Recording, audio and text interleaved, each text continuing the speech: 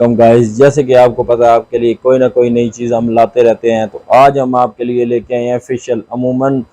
Ladies اور جو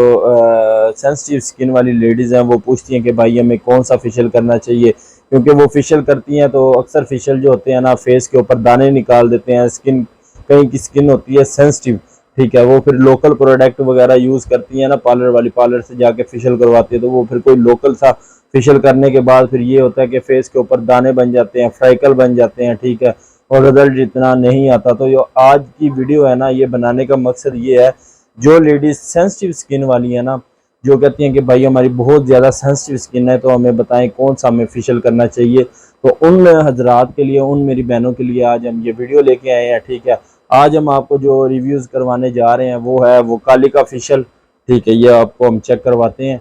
بہت اچھے اس کے رزلٹ ہیں، ٹھیک ہے۔ جن لیڈیز کی سکن ہوتی ہے سینسٹیو، ٹھیک ہے، ہارڈ سکن کے علاوہ، مطلب وہ فیشل کرنا چاہتے ہیں، یہ والا فیشل بہت زبردست ہے، آپ اس کو کریں۔ کم سے کم جو آپ 5-5 ہزار روپے کے فیشل کرواتے ہیں جا کے